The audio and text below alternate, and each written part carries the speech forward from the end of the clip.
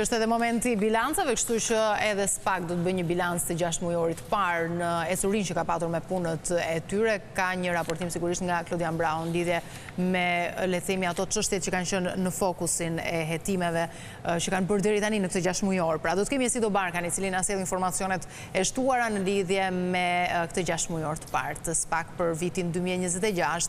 Esido, mirëmëngjes. Mirëmëngjes, Esido. Mirëmëngjes Brikena dhe Flori, në fakt një bilanc që vetë kreu i prokurorisë së posaçme Klodian Spau ka bërë, Brown Diaz ka bërë me gazetaret e prokurorisë gjykatave, të cilët ka analizuar, le themi, ecurim për 6 mujorin e parë të këtij viti, në fakt për 6 muaj e gjysmë, pasi bilanci i prezantuar nga vetë kryeprokurori i posaçëm bëhet fjalë deri me datën 15 korrik të këtij viti. Në fakt një vit, le themi 2026 të paktën deri tani, pra në 6 muaj e gjysmë duket një vit i fryqëm për prokurorinë e posaçme, për shkak sepse mban shifra rekord sa i takon të sekuestrimit të pasurive, të cilet dyshohen se kanë ardhur nga bota e krimit. Bëhet fjalë për 440 milion euro pasuri nga bota e krimit të sekuestruara nga data 1 janar deri me datën 15 korrik të këtij viti. Megjithatë, nëse bëjmë një krahasim sa i takon punës së SPAK të paktën për 6 vitet e para të krijimit të këtij institucioni të rëndësishëm të drejtësisë së re sa i takon prokurorisë së posaçme, pra vetëm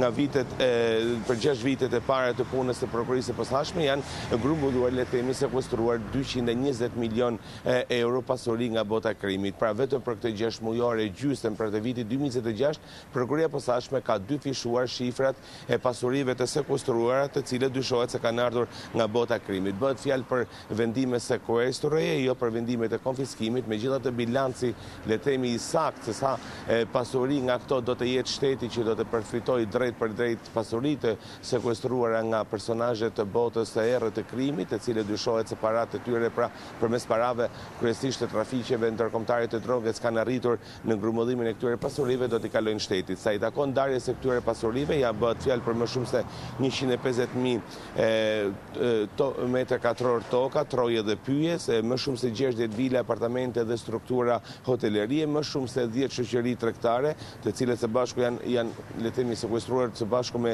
kuotat e kapitalit dhe asetet e tyre. Bëhet fjalë për më shumë se 620 llogari bankare, si dhe 100 automjete, mbi 100 automjete dhe mjete lundruese të sekuestruara nga prokuroria e posaçme. Vlerat e riteksoj janë vlerat paraprakët të le të themi masave të sekuestros, me të gjitha të i takon gjykatës për të vendosur për cilat nga këto prona do t'i kalojnë për konfiskim përfundimtar, duke u bërë shteti, le të themi, pra përmes prokurorisë së posaçme, shteti shqiptar pronari i lishëm i këtyre pasurive të sekuestruar, ku pjesa më e madhe të paktën sipas ligjit të pasurive të sekuestruar kanë kaluar për ambiente sociale ose për ndihma sociale, le të themi, në disa qytete të ndryshme të vendit. Megjithatë, gjatë periudhës 1 janar deri me datën 15 korrik, në bilancin e tij, prokuroria e posaçme ka thënë se kanë përfunduar hetimet në 183 procedime penale, ose 64.9% më shumë, për afër 65% më shumë me të njëjtën periudhë të vitit 2025, ku i kishte patur 111 procedime. Numri i procedimeve në fakt aktive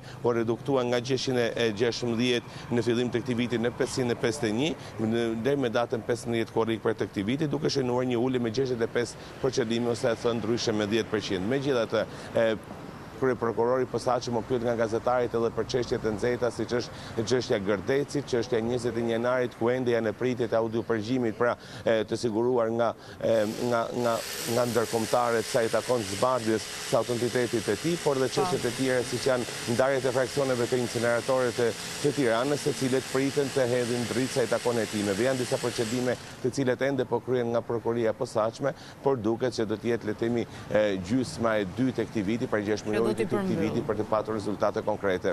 Qartë. Mirë, si do të falenderojmë për gjitha këto detaje që përcohen në studio. Besoj që i ezauruan të paktën pikat kryesore që janë përmendur gjatë konferencës, por edhe çfarë pritet në vijim, apo jo. Nuk e di nëse ka mbetur diçka tjetër për të shtuar.